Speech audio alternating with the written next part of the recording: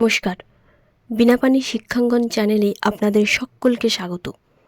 এখনও যারা চ্যানেলটিকে সাবস্ক্রাইব করেননি, এক্ষুনি তারা আমার চ্যানেলটিকে সাবস্ক্রাইব করে বেল আইকনটি ক্লিক করে রাখুন, যাতে আমার যে কোনো ভিডিও আপনাদের কাছে খুব তাড়াতাড়ি পৌঁছে যায়। আজ আলোচনা করব বঙ্কিমচন্দ্র চট্টোপাধ্যায়ের বৃষবৃক্ষ উপন্যাসটি। বঙ্কিমচন্দ্র চট্টোপাধ্যায়ের বিষবৃক্ষ উপন্যাসটি মননশীল ধারার 19 শতকের পটভূমিকায় সমাজ ও পারিবারিকমূলক উপন্যাস। 19 শতকে ঈশ্বরচন্দ্র বিদ্যাসাগর আইনিভাবে যে বিধবা বিবাহ প্রচলন করেছিলেন তা যেন কোনোভাবেই মানতে পারেননি বঙ্কিমচন্দ্র। তাই বিধবা বিবাহের বিরুদ্ধে লিখে ফেললেন এই বিষবৃক্ষ উপন্যাসটি। সমগ্র উপন্যাসটিতে রয়েছে কলকাতার ক্ষুদ্র পরিবারের ছবি, যেমন কমলমণি ও শিশুচন্দ্রের এক টুকরো দাম্পত্য জীবন। অন্যদিকে রয়েছে দেবেন্দ্রের মধ্যে ইয়ং বেঙ্গলের দুষ্ট ছায়া, তেমনই আছে হীরার মধ্যে পারিবারিক কুটিলতা। এর পাশাপাশি রয়েছে সমকালীন ব্রাহ্ম আন্দোলন, বিধবা বিবাহের মতো নানান ছবি তো রয়েছেই। সমগ্র উপন্যাসটি 50টি পরিচ্ছেদে বিন্যস্ত। তৎকালীন সময়ে বাবু সম্প্রদায়ের যে অত্যাধিক ভোগলোলুপতা, বিলাসিতা, সেটি যেন বঙ্কিমচন্দ্রকে ভাবিয়ে তুলেছিল। আর সেই ভাবনা থেকেই জন্ম নিয়েছিল বিষবৃক্ষ উপন্যাসটি। অর্থাৎ আমরা বলতে পারি 19 শতকের সময়কালে যে বাবু সম্প্রদায়ের সৃষ্টি হয়েছিল তার কিছুটা রূপ আমরা এই বিষবৃক্ষ উপন্যাসে দেখতে পাব। উপন্যাসের বিষয়বস্তুতে প্রবেশ করার আগে জেনে নেব এই চরিত্রগুলির কথা।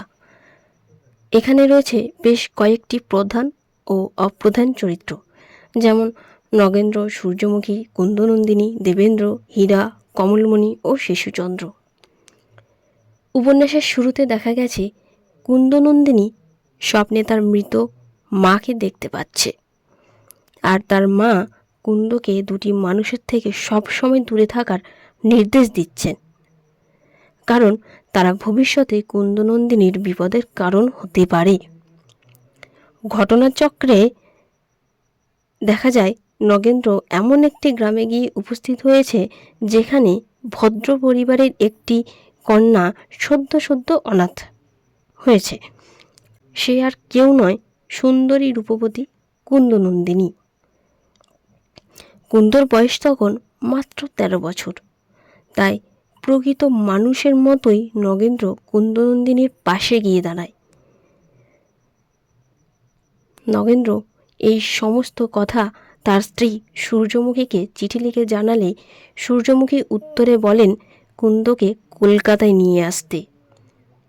কলকাতায় গিয়ে কুন্দর মেসোমশাইয়ের সন্ধান করেন নগেন্দ্র, কিন্তু কুন্দর মেসোর কোনো সন্ধান না পাওয়ায় কুন্দকে নগেন্দ্র তার বাড়িতে রাখারই সিদ্ধান্ত নেন।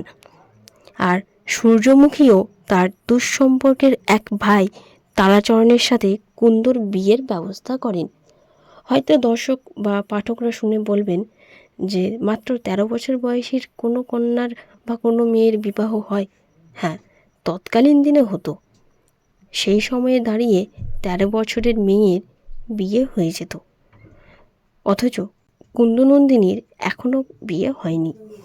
তাই কুন্দনন্দিনীর বিয়ের ব্যবস্থা করেছিল সূর্যমুখী। কুন্দর স্বামী তারাচরণ ছিল নব্য বাবু সম্প্রদায়ের এক সদস্য। তাই তৎকালীন সময়ের রীতিমতো মদ খাওয়া, বাবুগিরি, বুলবুলি পায়রা পোষা ইত্যাদি অভ্যাস ছিল তারাচরণের। যাই হোক, তো একদিন মাদকাগ্রস্তভাবে অর্থাৎ মদ খেয়ে তাল সামলাতে না পেরে কুয়োতে পড়ে মারা যায় তারাচরণ। অকালে বিধবা হয় কুন্দ। তাই কুন্দর প্রায় অভিভাবক হয়ে নগেন্দ্র কুন্দকে পুনরায় তার বাড়িতে নিয়ে আসেন। ধীরে ধীরে দেখা যায় কুন্দর রূপ যৌবনে মুগ্ধ হয়ে বিবাহিত নগেন্দ্র প্রেমে পড়ে কুন্দর প্রতি। পরিস্থিতি আঁচ করতে পারে সূর্যমুখী, তাই বাধ্য হয়েই সমস্ত কথা চিঠি লিখে জানালো তার ননদ কমলমণিকে। কমলমণিও তৎক্ষণাৎ এসে হাজির হয় তার দাদা নগেন্দ্রের বাড়িতে। কুন্দর রূপ দেখে কমলও আশ্চর্য হয়, তাই কুন্দকে প্রায় বোনের মতো স্নেহ করে তাকে জিজ্ঞাসা করে কুন্দও কি তার দাদা নগেন্দ্রকে ভালোবাসে। কুন্দ কেঁদে উঠলে কমল তার উত্তর পেয়ে যায়। তাই ভেসে যাওয়া একটা সংসারকে বাঁচাতে কমল কুন্দকে তার সঙ্গে তার বাড়িতে নিয়ে চলে আসে। বেশ কিছুদিন পর কুন্দকে দেখতে না পেয়ে প্রায় ব্যাকুল হয়ে ওঠে নগেন্দ্র। ইতিমধ্যে নগেন্দ্র ও সূর্যমুখীর দাম্পত্য জীবনে ফাটল ধরে গেছে। সূর্যমুখীর কোনো কিছুই আর নগেন্দ্রের ভালো লাগে না। সূর্যমুখী যাই করে তাই নগেন্দ্রের অসহ্য বোধ হয়। তাই আত্মমর্যাদা সম্পূর্ণ নারী সূর্যমুখী কিছুতেই তার স্বামীর এই দ্বিচারিতাকে মেনে নিতে পারেনি। শেষ পর্যন্ত সূর্যমুখী সিদ্ধান্ত নিয়েছিল নগেন্দ্র ও কুন্দর বিয়ে দেবে। যদিও প্রথম দিকে নগেন্দ্র ও কুন্দ কেউই রাজি ছিল না এই বিয়েতে। পরবর্তীকালে সূর্যমুখী তাদের দুজনকেই রাজি করাতে পেরেছিল। যাই হোক, বিয়ে হয়ে যায় কুন্দ ও নগেন্দ্রের। আর সূর্যমুখী ঠিক করেছিল তাদের বিয়ে হয়ে গেলে, অর্থাৎ কুন্দ ও নগেন্দ্রের বিয়ে দেওয়ার পর সে আত্মহত্যা করবে, নয়তো সে তার স্বামীকে ত্যাগ করবে। কারণ সেই সময় দাঁড়িয়ে স্ত্রী হয়ে নিজের স্বামীর আবার বিয়ে দেওয়া সূর্যমুখী মানতে পারেনি। তার কাছে তো কোনো উপায় ছিল না। তাই এই দুটি সিদ্ধান্ত নিয়েছিল। না, সূর্যমুখী আত্মহত্যা করেনি। তাই দ্বিতীয় পথটাই সে বেছে নিয়েছিল। এক অন্ধকার রাত্রে সূর্যমুখী গৃহত্যাগ করে। উপন্যাসের মূল ট্র্যাজেডি এখান থেকেই শুরু হয়েছে। এরপর দেখা গেছে সূর্যমুখীর অনুপস্থিতিতে নগেন্দ্র নিজের ভুল বুঝতে পারে। সে বোঝে এই সংসারে সূর্যমুখী কতটা জায়গা জুড়ে ছিল। সে বুঝতে পারে তার সংসারটাকে সূর্যমুখী কীভাবে আটকে রেখেছিল, জড়িয়েছিল।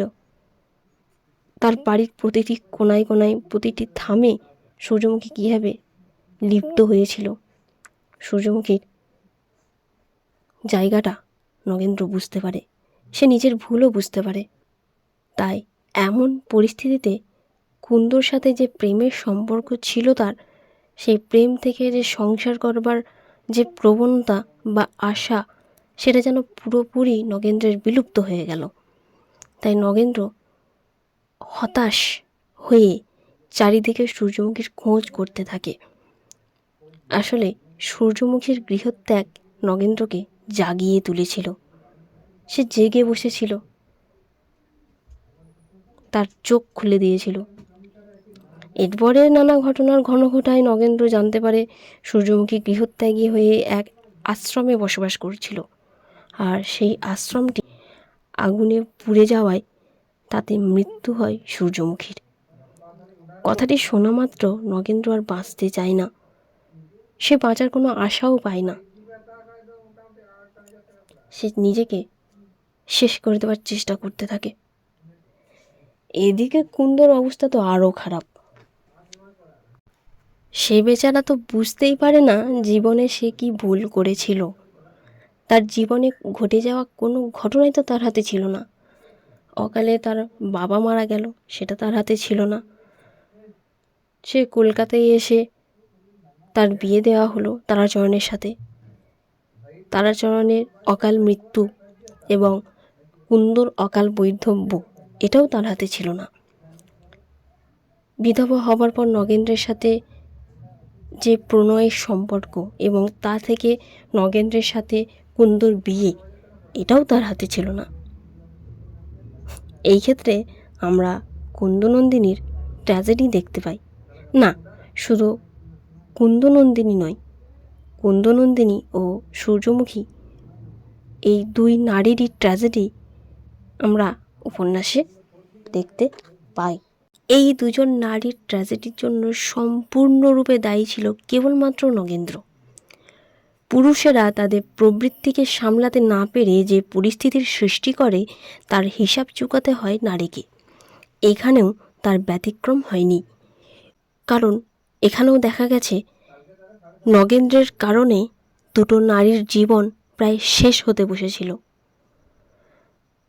যাই হোক, এদিকে দেখা গেছে অসহায় কুন্দকে কানে কানে হীরা কুমন্ত্রণা দিতে থাকে। এই সময়েই দেবেন্দ্র, এই দেবেন্দ্র ছিল কুন্দর প্রাক্তন স্বামী তারাচরণের বন্ধু। দেবেন্দ্রের জন্যই মদ্যপ অবস্থায় তারাচরণ কুয়োতে পড়ে মারা যায়। আর তখন থেকেই কুন্দর প্রতি একটা আকাঙ্ক্ষা ছিল দেবেন্দ্রর। সে কুন্দকে কাছে পেতে চাইত। কুন্দকে কিছুতেই ভুলতে পারছিল না দেবেন্দ্র। তাই নগেন্দ্রের অনুপস্থিতিতে বৈষ্ণবী সেজে এসে কুন্দর সাথে দেখা করত দেবেন্দ্র। শুধু তাই নয়, বৈষ্ণবী বেশে দেবেন্দ্র কুন্দকে ছল চাতুরিতে ভুলিয়ে পালিয়ে নিয়ে যেতে চেয়েছিল, যদিও তা হয়নি। এদিকে দেবেন্দ্রকে মনে মনে ভালোবাসত নগেন্দ্রের বাড়ির পরিচারিকা হীরা। হীরা দেবেন্দ্রকে স্বামী হিসেবে পেতে চাইত, কিন্তু দেবেন্দ্র হীরাকে পছন্দ করত না, কারণ সে ছিল বাড়ির পরিচারিকা বা কাজের লোক। অথচ তারই ভালোবাসার মানুষটি বা প্রিয় মানুষটি পছন্দ করত কুন্দকে।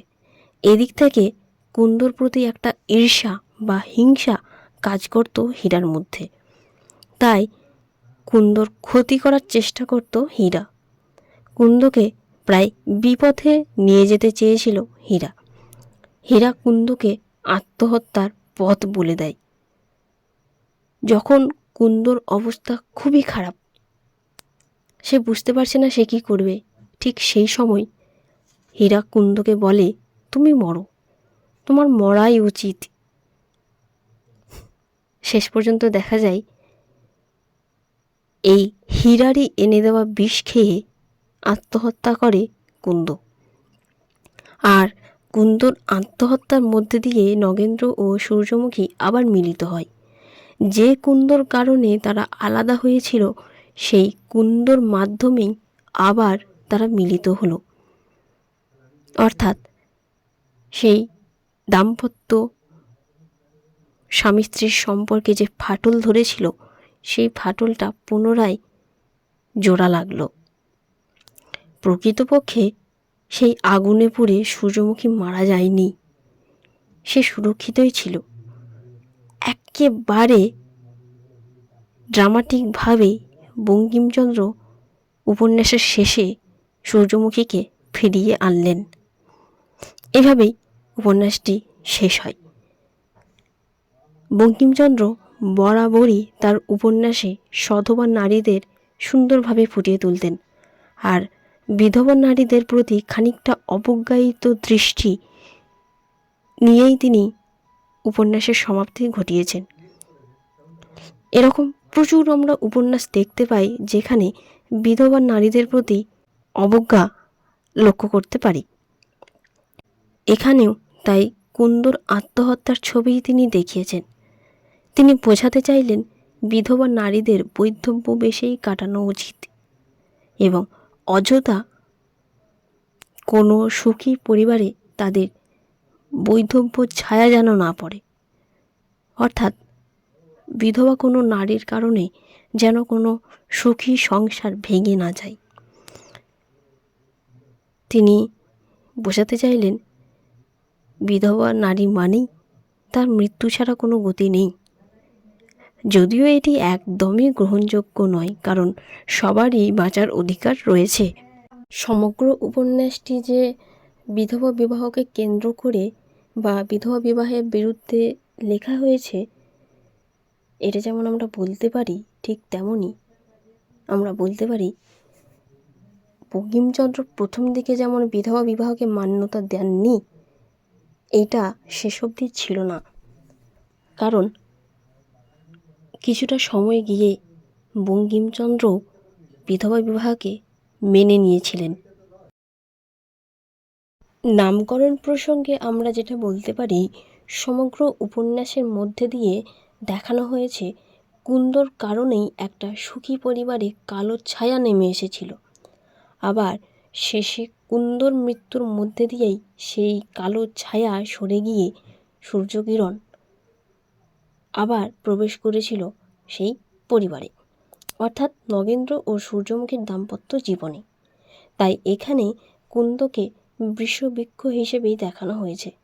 যে বিষবৃক্ষ মানুষকে ছায়া দান করে না, বরং সেই গাছের গরল বা বিষ রসে মৃত্যু ঘটে।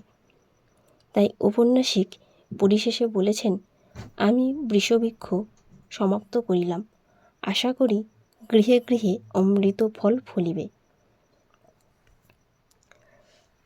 সমগ্র উপন্যাসটিতে বঙ্কিমচন্দ্র এটাই বোঝাতে চেয়েছেন যে পুরুষের যে প্রবৃত্তি, সেটার কারণে নারীদের জীবনে নেমে আসে বিপদ।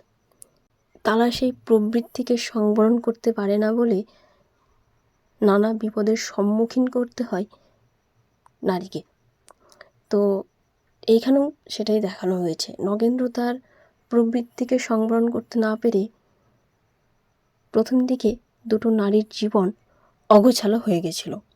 পরিশেষে নগেন্দ্রের কারণেই কুন্দকে মরতে হলো। উপন্যাসটি তৎকালীন সময়ের পরিপ্রেক্ষিতে তো বটেই, বর্তমান সময়েও যেন একটা দৃষ্টান্ত ফেলে। আজকের দিনেও উপন্যাসটি থেকে আমরা এই শিক্ষা নিতে পারি যে পুরুষদের তাদের প্রবৃত্তিকে সংবরণ করা উচিত। তো দর্শক, আজ এটুকুই। খুব সংক্ষেপে উপন্যাসটি আলোচনা করতে হলো। এই উপন্যাসের কাহিনী, বাচনভঙ্গি, লিখন রীতি অত্যন্ত সুন্দর। উপন্যাসটি পাঠ করলেই তা আপনারা বুঝতে পারবেন। যাই হোক, আমার আলোচনা যদি ভালো লাগে অবশ্যই চ্যানেলটা সাবস্ক্রাইব করবেন, আর ভিডিওটি ভালো লাগলে একটা লাইক, একটা কমেন্ট, একটা শেয়ার, কারণ আপনার একটি শেয়ার আমার অনেক উপকার করবে। ভালো থাকুন, সুস্থ থাকুন।